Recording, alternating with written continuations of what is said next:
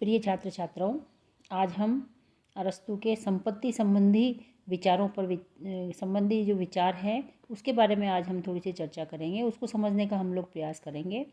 अरस्तु ने संपत्ति की जो परिभाषा दी उसमें राज्य के अथक प्रयोग में लाने वाले साधनों का सामूहिक नाम बताया। उसने क्या कहा कि संपत्ति क्या है? संपत्ति राज्य के अथक प्रयोग में लाने वाले साधनों का सामूहिक नाम है।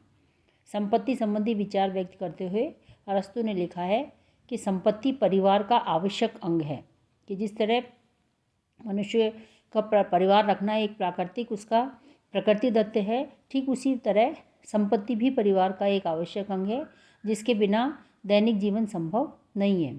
मनुष्य की जो दैनिक आवश्यकताएं हैं उनकी पूर्ति के लिए परिवार की भांति संपत्ति की भी आवश्यकता है, और ये स्वाभाविक भी है। संपत्ति और परिवार दोनों मानव को प्रकृतिदत्त हैं। मनुष्य को क्षुद्रा शांत करने के लिए भोजन चाहिए, रहने के लिए मकान चाहिए, ये सब प्रकृति का ही एक हिस्सा है। अरस्तु प्लेटो की जो संपत्ति संबंधी विचार थे उनका कटु आलोचक रहा है। संपत्ति को वह दो भागों में बांटता है। एक तो संपत्ति है निर्जीव संपत्ति और दूसरी संपत्ति है सजीव संपत्ति। सजीव संपत्ति में वो दास सेवक जो मनुष्य हैं उनको वो सजीव संपत्ति मानता है, और निर्जीव संपत्ति में वो धन, मकान, खेत, खलिहान, जो भी भौतिक वस्तुएं हैं उनको वो क्या मानता है? निर्जीव संपत्ति मानता है। संपत्ति के बारे में यदि हम उसके विचार देखें तो संपत्ति के संबंध में उसके विचार मध्यम मार्गी हैं। वह संपत्ति पर व्यक्तिगत स्वामित्व का समर्थन करता है, तो दूसरी ओर अत्यधिक संपत्ति संचय का भी वो समर्थन नहीं करता। वो कहता है कि अत्यधिक जो संपत्ति करते हैं वो अपने आप में भ्रष्टता की ओर ले जाती है। इसलिए संपत्ति को सीमाओं में रखकर ही इतना ही उसको संचय करना चाहिए कि वो हमारी आवश्यकताओं की पूर्ति कर सके, श्रेष्ठ जीवन के लिए जो अपेक्षित हो। संपत्ति को साध्य मानने की गलती न करके उसका मानना था कि संपत्ति को साध्य नहीं मानना चाहिए, बल्कि हमेशा उसको साधन के रूप में ही इस्तेमाल किया जाना चाहिए।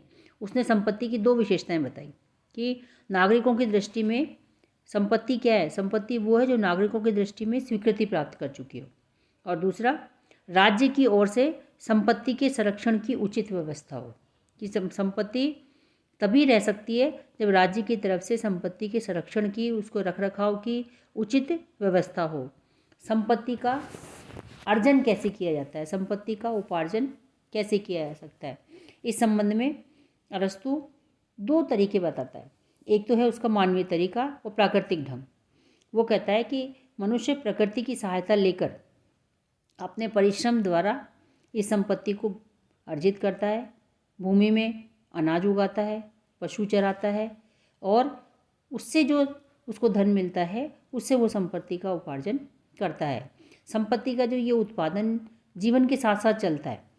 प्राचीन काल से हम देखते हैं कि प्राचीन काल से मनुष्य इस प्रकार की संपत्ति का उपार्जन करता चला आया है। इसलिए ये प्रकृति का क्या है?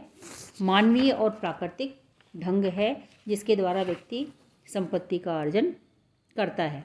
दूसरा जो तरीका उसने बताया वो है दानवीय और अप्राकृतिक ढंग, कि प्रकृति का हास नहीं पर लाभ के लालच में मनुष्य के द्वारा संपत्ति का उपार्जन किया जाता है। जैसे ऋण देकर ब्याज कमाना, व्यापार से लाभ कमाना। इसमें मानवीयता का त्याग होता है, धर्म की भावना नष्ट होती है। यह कार्य जो है ये ढंग जो है सबसे घृणित रंग है, जिसमें सूद लिया जाता है, जिसमें ब्याज लिया जाता है, जिसमें मनुष्य की विवशता है, उसकी मजबूरी है, उसकी दुर्बलता है, उसकी दरिद्रता है, उसका लाभ उठाकर अधिक से अधिक धन पैदा किया जाता है। अरस्तु का मानना है कि अत्यधिक संपत्ति किसी भी दशा में मानव के लिए हितकारी नहीं बन सकती। बहुत ज़्यादा यदि संपत्ति है तो वो किसी भी दृष्टि से मानव के लिए उचित नहीं है। ज़्यादा संपत्ति उसे हमेशा भ्रष्ट ही बनाती है। संपत्ति का एक्सचेंज कैसे किया जाए? संपत्ति का विनिमय कैसे किया जाए? अरस्तु का इस संबंध में कहना था कि संपत्ति विनिमय के दो रूप हैं उसके लिए। एक तो है क्या? नैतिक विनिमय, और दूसरा है अनैतिक विनिमय। संपत्ति का जो ये एक्सचेंज है उसको उसने उसमें उसके न्याय सिद्धांत को उसमें ध्यान रखा है। उसने कहा कि न्याय हमेशा संपत्ति का जो विनियम है वो न्याय सिद्धांत को ध्यान में रखकर किया जाना चाहिए।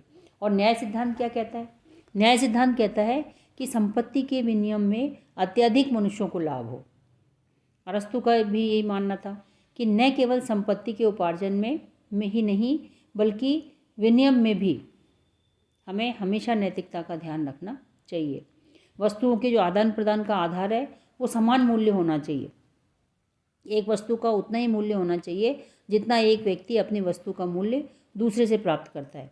किसी की विवशता से अनुचित लाभ उठाकर ज़्यादा से ज़्यादा धन कमाना ये अपने आप में गलत है, नितांत हेय है, क्योंकि इससे समाज में एक ऐसा वर्ग पैदा होता है जो अनैतिक रूप से धंधा करके अनैतिक रूप से धन कमाना चाहता है। संपत्ति का वितरण कैसे किया जाए? संपत्ति का विनियम किया जाए। दोनों तरह साधन है। न्याय सिद्धांत के आधार पर संपत्ति का विनियम होना चाहिए, नैतिकता के आधार पर होना चाहिए।